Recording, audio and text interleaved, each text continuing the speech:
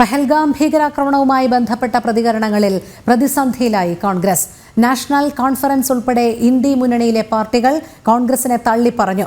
കോൺഗ്രസ് നേതാക്കളുടെ സമൂഹമാധ്യമങ്ങളിലെ പോസ്റ്റുകൾ ഇന്ത്യക്കെതിരെ ആയുധമാക്കിയ പശ്ചാത്തലത്തിൽ പ്രതികരണങ്ങൾക്ക് AICC വിലക്ക് ഏർപ്പെടുത്തിയിരുന്നു. ജിഷ്ണു കൃഷ്ണൻ ചേരുന്നു. ജിഷ്ണു, പഹൽഗാം ഭീകരാക്രമണ പശ്ചാത്തലത്തിൽ കോൺഗ്രസിന്റെ ഭാഗത്തു നിന്നും തികച്ചും ഭാരതവിരുദ്ധ പരാമർശങ്ങളാണ് പലപ്പോഴും ഉണ്ടായത്. അവരുടെ സമൂഹമാധ്യമ പോസ്റ്റുകൾ പാകിസ്ഥാൻ ആയുധമാക്കുന്നതും നമ്മൾ കണ്ടതാണ്. എന്തായാലും ഇപ്പോൾ ഇന്ത്യ മുന്നണിയിലെ മറ്റ് സഖ്യകക്ഷികൾ കൂടി കോൺഗ്രസിനെ തള്ളിപ്പറഞ്ഞതോടെ കോൺഗ്രസ് കടുത്ത പ്രതിസന്ധിയിലായിരിക്കുകയല്ലേ?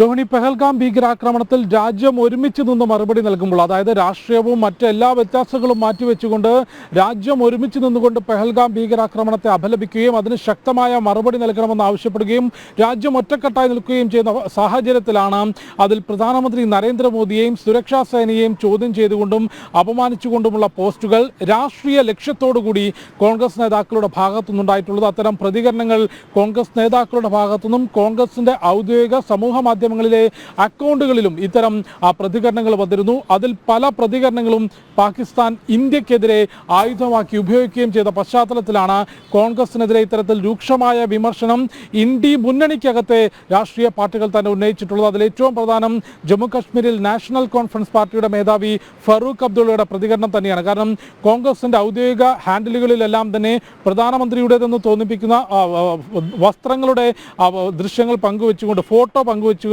പ്രധാനമന്ത്രിയെ കാണാനില്ല എന്നൊരു, ഈ ഭീകരാക്രമണം നടക്കുമ്പോൾ പ്രധാനമന്ത്രിയെ കാണാനില്ല എന്നൊരു വാദവും പ്രതികരണവും വളരെ അപമാനിക്കുന്ന തരത്തിലുള്ള പ്രതികരണങ്ങളും നടത്തിയിരുന്നു. അതിനെ രൂക്ഷമായ ഭാഷയിലാണ് ഫറൂഖ് അബ്ദുള്ള തന്നെ വിമർശിച്ചിട്ടുള്ളത്. പ്രധാനമന്ത്രി എവിടെയാണ് പോയിട്ടുള്ളത്? അദ്ദേഹം ഡൽഹിയിലുണ്ടെന്ന് തനിക്കറിയാം. ഈ വിഷയത്തിൽ പ്രധാനമന്ത്രി സ്വീകരിക്കുന്ന എന്ത് നിലപാടിനും പൂർണ്ണ പിന്തുണ അറിയിക്കുന്നു എന്നുള്ളതാണ് ഫറൂഖ് അബ്ദുള്ള ചൂണ്ടിക്കാട്ടിയിട്ടുള്ളത്. കോൺഗ്രസിന്റെ ഇത്തരം പ്രതികരണങ്ങളെ, പ്രസ്താവനകളെ തൃണമൂൽ കോൺഗ്രസും BSPയും ഉൾപ്പെടെ ഇന്ത്യ മുന്നണിയിലെയും പ്രതിപക്ഷ മുന്നണിയിലെയും പാർട്ടികളും മായാവതി ഉൾപ്പെടെയുള്ള നേതാക്കളും തള്ളിക്കളയുകയാണ്. കാരണം നിലവിലെ ഈ ഒരു സാഹചര്യത്തിൽ രാജ്യം ഒറ്റക്കെട്ടായി നിൽക്കണം, അല്ലെങ്കിൽ അത്തരത്തിലൊരു സാഹചര്യത്തിലൂടെയാണ് നിലവിൽ ഭാരതം കടന്നു പോകുന്നത്. ആ സാഹചര്യത്തിലാണ് പ്രധാനമന്ത്രിയെയും സുരക്ഷാ സേനയുടെയും അപമാനിച്ചുകൊണ്ടും അവരെ വിമർശിച്ചുകൊണ്ടും രാഷ്ട്രീയ ലക്ഷ്യത്തോടു കൂടിയുള്ള പോസ്റ്റുകൾ കോൺഗ്രസിന്റെ ഭാഗത്തുനിന്നുണ്ടായിട്ടുള്ളത്. ഇത് പാകിസ്ഥാൻ ഇന്ത്യക്കെതിരെ ആയുധമാക്കുകയും കൂടുതൽ തലവേദനയിലേക്ക് കോൺഗ്രസ് പോയതോടുകൂടിയാണ് ഈ ഭീകരാക്രമണവുമായി ബന്ധപ്പെട്ട